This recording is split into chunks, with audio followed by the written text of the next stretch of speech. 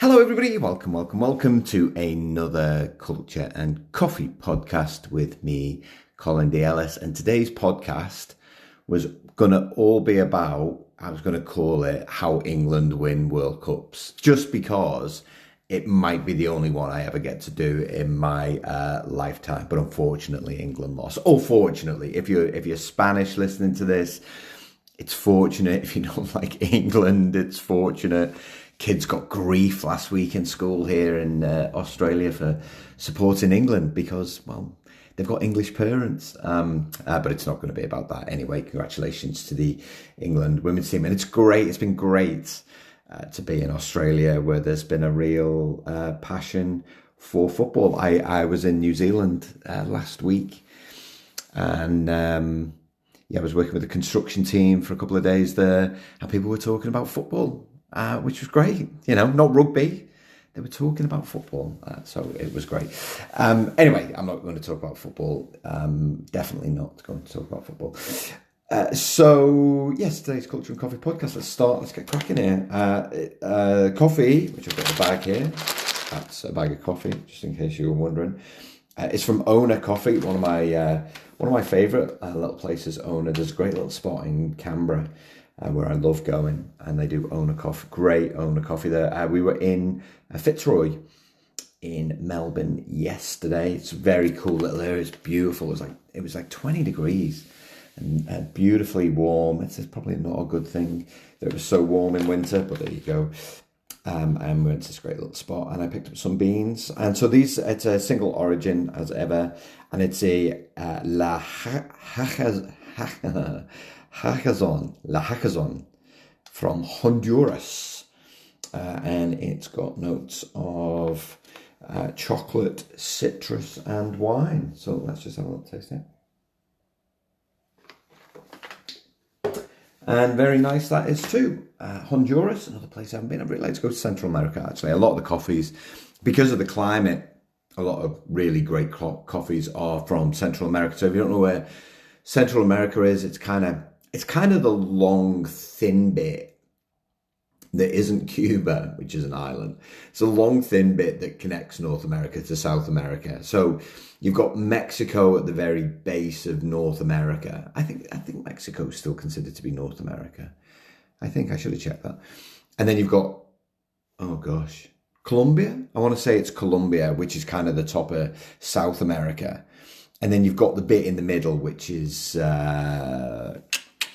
So Honduras, definitely. Costa Rica, Nicaragua, missing a bunch here. Guatemala, where the other place I've had coffee from. Panama. Panama, I think that's the last bit, Panama, before you get to South America. There's another place. I can't remember.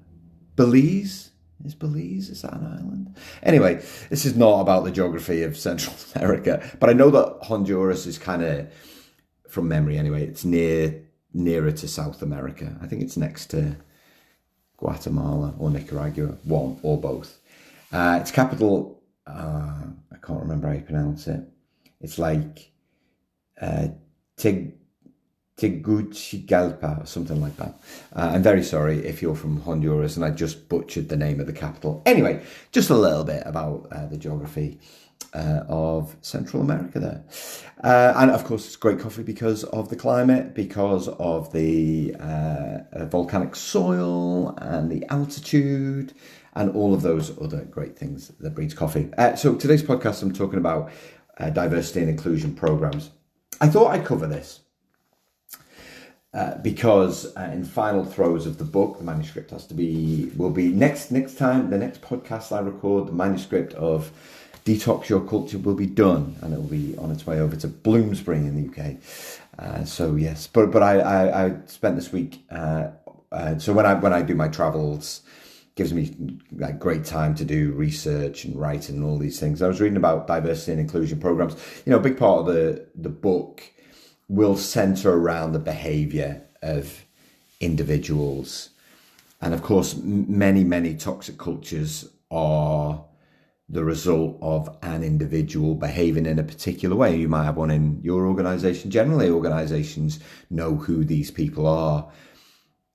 The organizations that rebound from toxic cultures are the organizations that actually choose to do something about these toxic individuals, and the ones that don't are the ones that choose to walk past the behavior and excuse the behavior. And obviously I don't want to turn this into a 9-hour audio book on the script of the new book, but you'll be surprised to learn, or not, it really depends, that most diversity and inclusion programs fail. And they fail because we take a very old-fashioned approach to them. But before I talk all about that, so for those of you who listen to the podcast, obviously I'm a big fan of education. Obviously, you guys are a big fan of education because you listen to these podcasts. And I think anything that we can do to educate people can only be a good thing. It can only be a good thing. So I think, whilst I'm not decrying, I'm not for 1 minute saying if you've got a diversity and inclusion program, you should stop it. Definitely not. But it's only one part of the education process. Now, for the most part, I think that people, well, not for the most part, it's hard, different scenarios where people really aren't aware of how they feel about stuff, or they are. I always feel that if they are aware about how they feel, it generally comes out of their mouth. If they're not aware, then it generally comes, through their actions. One of the things that I talk a lot about is kind of, bias. And I think one of the most valuable things that any organization can do is to teach people what unconscious bias is. Just to teach people, because for those of you who are on the call, you know that unconscious bias leads to kind of discrimination, stereotyping, particularly stereotyping, and I was explaining this to one of the guys last week and talking about the fact, because of the, I like to dress smart, and it's just my thing. It's got nothing to do. I'm not trying to exert any power or authority. I'm not trying to say I'm better or worse than anybody else. I just like dressing nice. It's just my thing. Always has been my thing. It's style. I really like the style element. And yet I said, because this guy said to me, he's like, he said, you've got a bit more colour in the way you dressed on day 2. I'm like, yeah, because if I'd have worn this on day 1, you'd have totally judged me. He was like, oh my gosh, it's so true. We always talk about people in suits. I'm like, is it ever nice what you say? He's like, not always. And that's just one form of unconscious bias. And that's not that destructive in the grand scheme of things. When you think about how people stereotype people based on race, gender, ethnicity, sexuality, ability, age. So I think, what we should do is educate people as much as we possibly can, but we don't end there. Most people will do a diversity and inclusion problem. They'll tick the box next to must do a diversity and inclusion program, and that's that. And, we've been doing that for about 70 years in the workplace. 60 years, maybe 60 years, maybe since the 60s. I think the research said we've been taking the same approach to diversity and inclusion. And the reason that we do it is in order to reduce bias. And it doesn't work. For the most part, it doesn't work in isolation. So like I said, don't stop your diversity and inclusion program, but see it as one part of the education process. Now, many organizations have got issues with kind of diversity and inclusion. So let me just expand on that a little bit. So diversity and inclusion it's not a value, right? It's not a policy. It's almost an ideal that organizations strive to fulfill. So diversity is really about building a workforce that not only represents the social environment in which the company operates, but also the people it serves. And so that includes things like race, ethnicity, gender, cognition. So how different people think. So, the ideal mix is a mix of personalities, different people from different backgrounds, different genders, different races, who think in different ways. And what you're trying to do is to create the optimum mix of humans to make the best decisions. It also includes things like faith, political, social differences. And when organizations try and quash those diverse viewpoints, then they get themselves in a load of trouble. So the best example, the best recent example of this from a media perspective is the project management software company Basecamp, who during the presidential election 2016, they banned all talk. Was it 2016 or it might be the next one? It may have been the 2020 presidential election. Anyway, they banned all political talk on their Slack channels. And staff were just like, well, no, you can't take away our free speech. And a third of them left. I'm not kidding.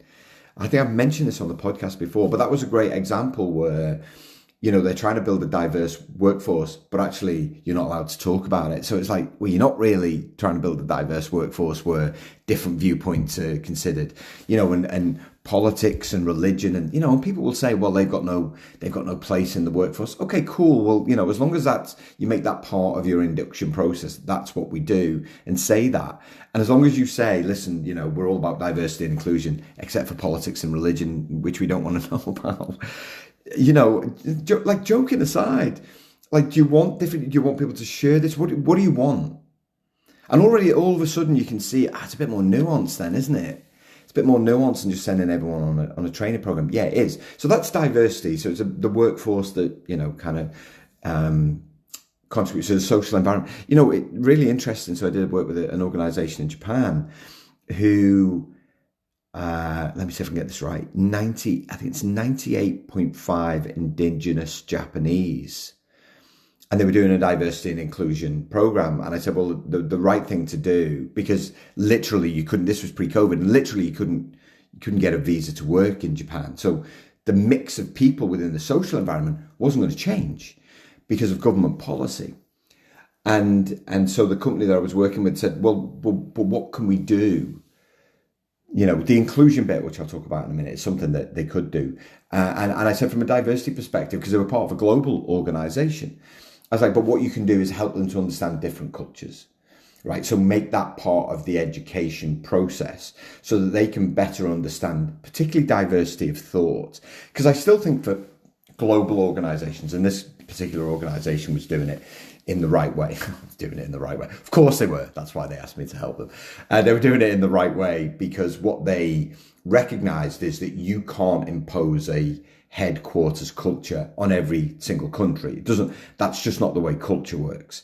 From a headquarters perspective, you can have a vision, you can have a set of values, right? In fact, that's what we expect. But it's up to each country in a global organization to take that and go, cool, what do we need to do? What does our culture look like in order to contribute to that? And diversity looks quite different in different countries. You go to a country like Malaysia, where I've done some work, and you've got like between 4 and 8 different social cultures. So you've got this real mix of backgrounds, and what that does is it adds real colour to in more ways than one. It has real colour, real depth to the way that the organisation is built. And what you find in particularly in countries like Malaysia, Singapore, where I've done some work, is that they don't need to talk about diversity quite so much, because obviously the mix is there naturally within the social culture. But you look at countries like Australia, it is slightly different. You do have to think a little more. Actually, the bigger challenge really in Asia centers more around gender, because kind of where the social culture came from in terms of the female's traditional role. But listen, it's all part of the education process. Inclusion really is about ensuring that all employees have an equal voice. They're all listened to, they're all respected. And in many respects, inclusion is really a demonstration of whether diversity is taken seriously. I remember having to, sorry about that, was a calendar reminder, for a meeting in an hour, so I should get this done. I remember at one organization where they asked me to sit in a governance meeting, and one of the senior leaders talked over the top of a female, and I had to take into account afterwards. It was like, oh, feedback. I was like, well, hang on a minute. Talking over the top of anybody is completely and utterly disrespectful. It doesn't matter whether they're male or female, but particularly when it's female, because there was only one female in the room out of 6 people. So how do you think that made her feel? He's like, oh, I never even thought. And see, this for me is the role of education. Education is to help people think a little bit more about those interactions. But and this is how you make diversity and inclusion work in organizations. It's through feedback. It's through holding people to account. It's about the organization setting the right example to make sure that if diversity and inclusion is really, really important, that you're actually actively demonstrating it. Now, I always, and listen, every time I talk about this, there's always a guy, and it's always a guy, unfortunately, who talks about tokenism. He was just like, oh, well, if we say we need more females and we advertise just for females, isn't that tokenism? I was like, well, it's only tokenism if you do it once and then you stop doing it and you go, well, we've got our female tick. If you're really deliberate about, and I worked with an organization recently, an engineering organization, and they created a graduate program for women because of the lack of female engineers. They created a graduate program for specifically for females to create a pipeline. They have no problem getting males, no problem whatsoever. And so they were being really, really deliberate, but they were still educating the entire workforce about why this was important. And it wasn't something that they're going to do once, get a few females, tick a box, move on. That's tokenism, right? It was about having a long-term plan, strategy to make sure that they created the kind of culture that was welcoming to all genders, not just females, to all genders. And so what we find is that and there's so much research on this last week, but where employees perceive diversity and inclusion programs to be ineffective. Now, there are a number of different reasons they can consider them to be ineffective. Ineffective is people just talk at you. You do a series of shit exercises, just like boring stuff, right? It's not engaging in any way, shape or form. It doesn't speak to the reality of the organization, or else what you're taught in the classroom isn't what's being classroom. What you're taught in meeting room or wherever you're doing isn't what you see the senior leaders doing in the business, right? So there was one organization, it wasn't an organization I was working with, I was speaking to somebody about this. And he said the entire organization was rolling out a diversity and inclusion program, and they of the I think it was eight senior leaders or board. It was one of the two. There was one female, and he said I would have taken it way more seriously had they addressed that first and said, "Here's what we're doing to make sure that we've got representation, that we've got equity." He said, I'd have taken it way more seriously. So what the research shows that if employees consider diversity and inclusion programs to be ineffective, 78% decrease in engagement, 66% decrease in the perception of the employee experience, and a 44% increase in moderate to severe burnout, because people feel that they're actively working against the organization. Which is kind of crazy, those statistics. The other issue that you get when you tell people what they should be thinking rather than educating them and then coaching them is that the inner child will come out. And this is generally from people who should know better, right? So they'll say things like, if you tell me that I have to think and act in that way, then I'm not going to do it. Because they feel coerced into doing it. So they'll do the opposite of what you tell them. Or else what you'll do is you'll create a level of cynicism that will spread. So it's a massive challenge for organizations, because the intent, of course, the intent behind the diversity and inclusion programs is absolutely a good one. And as I said at the start of the show, just in case you'd forgotten, all education programs are a good thing, but they have to be reinforced by action, especially from the top, right? I think it was Culture Amp, employee listening tool or engagement tool. They did some research and they found that 75% of those surveyed said senior leaders in their organization supported diversity and inclusion efforts, but only a third of people actually saw them being employed effectively within their organization from a senior leader perspective. So that's the challenge. So what can you do? You know, I always like to give you some things you can think about, some things you can do. Keep on with the education process.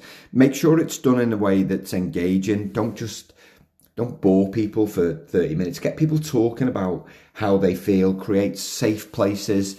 You know, every time I get people to talk about difficult things, I play some music in the background so they don't feel like they're being listened to. They don't feel like they're being judged. You know, it's one of the biggest challenges we have with diversity and inclusion programs is people feel they're being judged as they walk into the room. So you've got to work hard to create an approach that is educational but doesn't force people to think and act in a particular way.